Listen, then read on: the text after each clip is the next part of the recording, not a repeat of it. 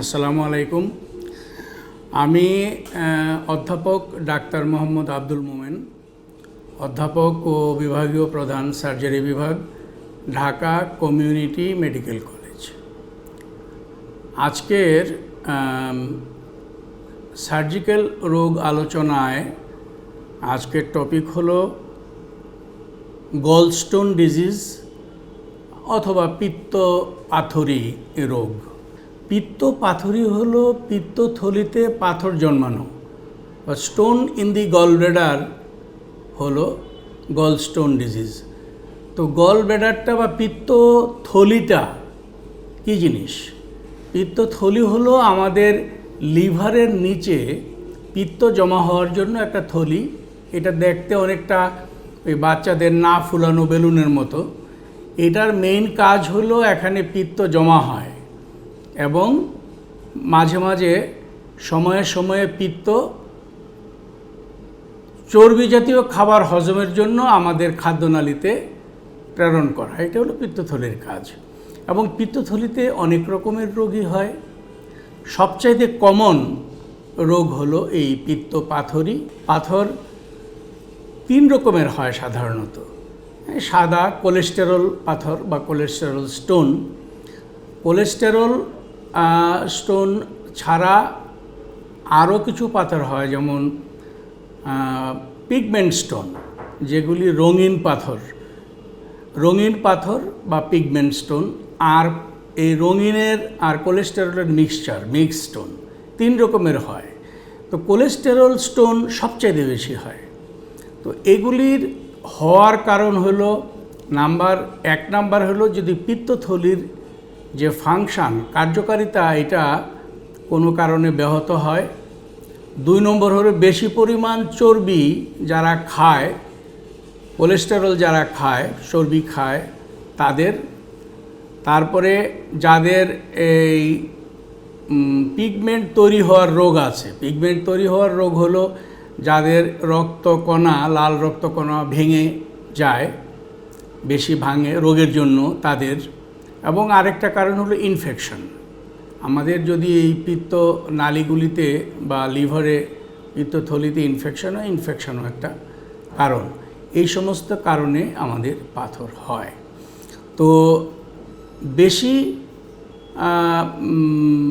চর্বি খাওয়ার কারণে যে পাথর সবচেয়ে বেশি হয়। যে কাদের এই পাথর বেশি হবে মেয়েদের, মোটা মেয়েদের, সুন্দরী মেয়েদের, এবং যাদের বাচ্চা লালন পালন করে যারা মা।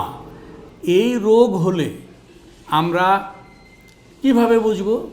সবচাইতে বড় উপসর্গ হলো ব্যথা। পিত্তথলিটা থাকে আমাদের পেটের উপরে ডান দিকে, খাঁচার নিচে। তো ওই জায়গাতেই ব্যথা হয় এবং ব্যথা মানে একদম স্বাভাবিক থেকে অল্প ব্যথা থেকে তীব্র ব্যথা পর্যন্ত হতে পারে যদি সাথে ইনফেকশন থাকে। তো এইটা ব্যথা কেন হয়?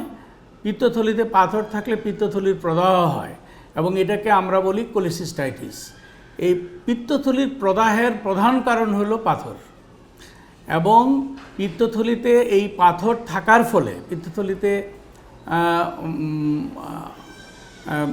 দীর্ঘদিন যদি থাকে তাহলে এটা পিত্তথলির ক্যান্সারও তৈরি করতে পারে। এবং পিত্তথলির ক্যান্সার হওয়ার একমাত্র কারণ আমরা এই পর্যন্ত যেটা এস্টাবলিশড সেটা হলো পিত্তথলিতে পাথর হওয়া। তাহলে পিত্তথলির পাথরের উপসর্গ হলো ডান দিকে পেটের উপরের দিকে ব্যথা হওয়া এবং খাদ্য হজমে একটু অস্বাভাবিকতা দেখা যায়। যারা চর্বি খেলে বিশেষ করে আমাদের ফ্ল্যাটুলেন্ট ডিসপেপসিয়া হয়, পেট ফেঁপে থাকে, ফুলা থাকে, ঢেকুর উঠে, হজম ভালো হয় না, এগুলি হয়। এবং যদি কোনো কমপ্লিকেশন হয়, জটিলতা দেখা দেয় পাথরের জন্য, যেমন পাথরের জন্য জটিলতা হলো ইনফেকশন। তো অ্যাকিউট ইনফেকশন হলে তীব্র ব্যথা, জ্বর এগুলি হতে পারে। আবার যদি জন্ডিসও হতে পারে, যদি পিত্তথলির পাথর ছুটে গিয়ে পিত্তনালীতে, মোটা পিত্তনালীরে বন্ধ করে দিয়ে এটা জন্ডিসও করতে পারে। তাহলে এই যে ইনফেকশন হওয়া, জন্ডিস হওয়া, হ্যাঁ, পিত্তনালীর প্রদাহ হওয়া, কোলেনজাইটিস, এই সমস্ত জটিলতা পিত্তথলির পাথরের জন্য হতে পারে। এবং যে কোনো একটা দিয়েই উপসর্গ দিয়েই রোগীরা প্রেজেন্ট করে, ডাক্তারের কাছে আসে, ব্যথার জন্যই সবচেয়ে বেশি আসে। এবং বলা ভালো যে সবার পিত্তথলিতে যাদের পাথর আছে সবারই কি এই উপসর্গগুলি হয়?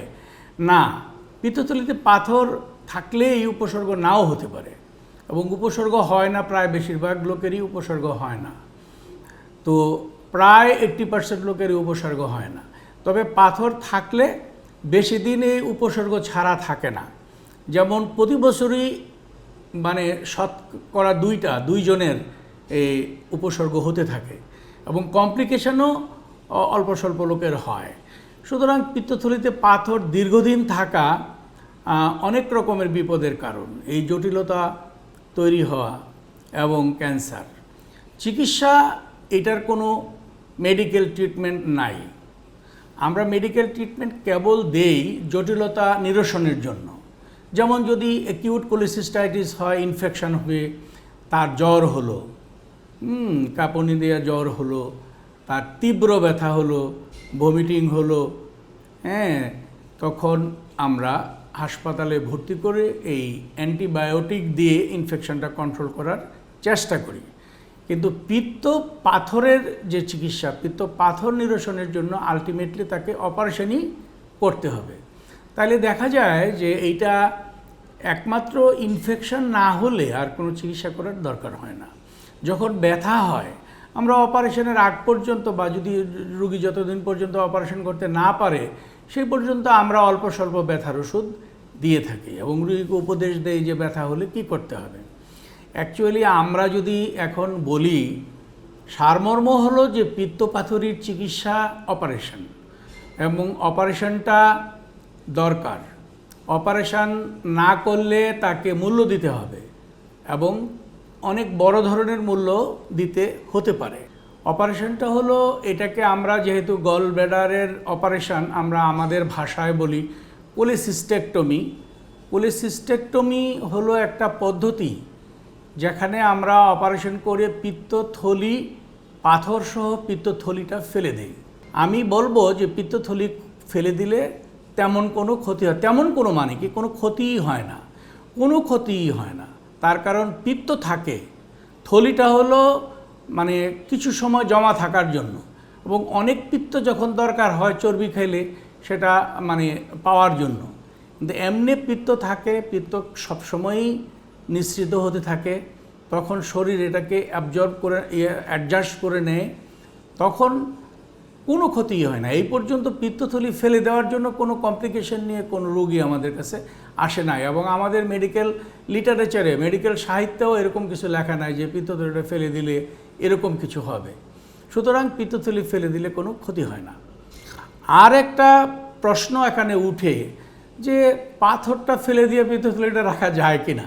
অনেকেই এটা বলে যে স্যার পিত্তথলিটা এটা একটা ছোট হলেও একটা অর্গান, এটা ফেলে না দিয়ে যদি পাথরটা রেখে দেই, এটাও করা যায় না। না করার না মানে এটা করা যায় না এই জন্য যে পিত্তথলিতে যখন পাথর হয়, পিত্তথলিটা তখন আমরা এটা কোনো স্বাভাবিক পিত্তথলি এটাকে আর চিন্তা করি না, পিত্তথলিটা নষ্ট হয়ে যায়, এর কার্যক্ষমতা নষ্ট হয়ে যায়, এবং যেই কারণে পাথর হয় সেই কারণটাও থেকে যায়। পিত্তথলির যে আমরা বলি এমটিং, যে পিত্তথলিতে পিত্ত যে বাইর হয়, বের হওয়ার যে পদ্ধতিটা, বের হওয়ার যে প্রসেসটা, এইটা নষ্ট হয়ে যায়, কমে যায়, যার জন্য পাথর ফেলে দিলে পিত্তথলি রাখলে খুব তাড়াতাড়ি আবার পাথর হবে, এবং সেই পাথরের অপারেশন আরও কঠিন। এবং এই পাথর এর উপস্থিতিই হলো পিত্তথলির ক্যান্সারের একমাত্র কারণ, যেটা খুব মানে ভয়ঙ্কর ক্যান্সার, যেটার চিকিৎসা নাই বললেই চলে। এবং সেই জন্য এই ক্যান্সারকে আমরা বাই এনি মিনস আমরা অ্যাভয়েড করতে চাইব। সুতরাং সবচাইতে মানে এখন সবাই দুনিয়া জোড়া আমরা একমত যে পিত্তথলিতে পাথর হলে ওই পিত্তথলিটা অপারেশন করে ফেলে দেওয়াই এটার একমাত্র চিকিৎসা। এখন কথা হলো যে সব মানুষই অপারেশনকে ভয় পায় এবং রুগীরা এটাও বলে যে স্যার অপারেশন ছাড়া আর কোনো পদ্ধতি আছে কি না। সেটা নাই। পিত্তথলি অপারেশন করে ফেলে দেওয়া ছাড়া আর কোনো চিকিৎসা নাই। তার কারণ পিত্তথলি কোনো কিছু দিয়া মানে ভাঙা যায় না, বাইরে থেকে কোনো কিছু দিয়ে, যেমন কিডনিটা পারা যায়, হ্যাঁ, তো পিত্তথলিকে বের করে আনতে হবে।